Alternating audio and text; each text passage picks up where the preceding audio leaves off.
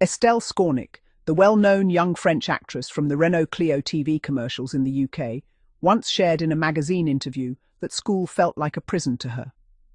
She said she was shy, lacked confidence, and that school only made things worse. Her teacher was very strict. One day, when the teacher left the classroom for a few minutes, Estelle went to the front and started imitating her.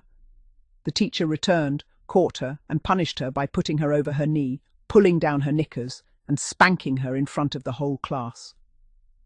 Estelle described this as very humiliating. Estelle talked about this experience when she was 17, in an interview with The Mirror on June 6, 1988. She was remembering something that happened about 10 years earlier, and the memory was still vivid. It might have been a private school, but she was surprised that such things happened in Paris at that time. Stories like Estelle's are not uncommon. Many people, when asked about their school days, recall moments of embarrassment, fear, or even pain. The classroom, meant to be a place of learning and growth, could sometimes feel more like a battleground. Discipline, especially in the past, was often harsh and public, leaving lasting impressions on young minds. I haven't read Laurence Olivier's biography, but in Ian Gibson's book, The English Vice, Beating, Sex and Shame in Victorian England and After, there's a letter from Olivier to the Observer. He wrote, "The first time a schoolmaster ordered me to take my trousers down, I knew it wasn't because he doubted he could punish me with them up. Theatre is about teaching the human heart to know itself, and sometimes, when needed, to study and recognize the strange connection between sexuality, bodily functions, and cruelty." The Victorian era, in particular, was notorious for its strict approach to discipline. Corporal punishment was not just accepted, but expected.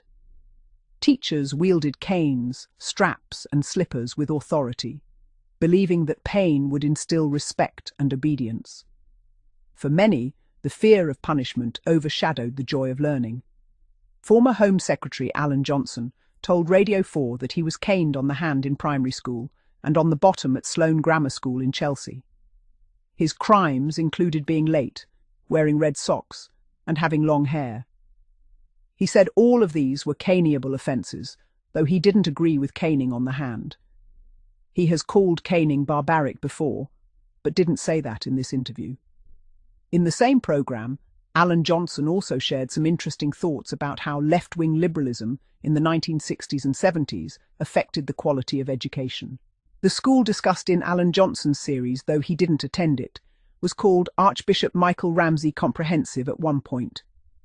On its website, a contributor named Peter John asked, "Did any of you ever get the cane, slipper, or belt at Ramsey? What years? How many times? What for? Was it on the hand or the bottom?" He even posted photos showing a strap, tawse, and cane being used on hands and the sole of a plimsoll.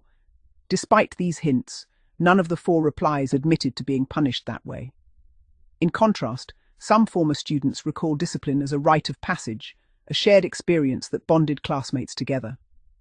There are stories of boys comparing cane marks in the playground, or laughing about the creative excuses they invented to avoid punishment. For some, the memory of discipline is tinged with nostalgia, a symbol of a bygone era. Yet for others, the scars, emotional or physical, run deeper. The humiliation of being singled out, the sting of the cane, or the shame of public punishment could linger for years. Psychologists have since debated the long-term effects of such discipline, with many arguing that it fostered resentment and anxiety rather than respect. In France, as in the UK, attitudes towards school discipline have shifted dramatically over the decades. What was once routine is now widely condemned. Laws have changed, and corporal punishment is banned in most European countries. Teachers are encouraged to use positive reinforcement and restorative practices instead. Still, the memories persist. In online forums and memoirs, adults share stories of strict teachers, dreaded punishments, and the small acts of rebellion that made school bearable. Some recall the terror of hearing their name called, the walk to the front of the class, and the collective silence as punishment was delivered. Others remember the teachers who showed kindness, who understood that discipline could be firm without being cruel.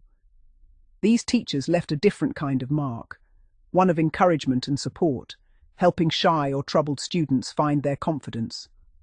Looking back, childhood memories of school are a patchwork of fear, laughter, shame, and pride. The lessons learned went far beyond the curriculum. They shaped character, resilience, and sometimes a lifelong questioning of authority. Today, as we reflect on these stories, we see how much has changed and how much remains the same. The debate over discipline, respect, and the best way to nurture young minds continues.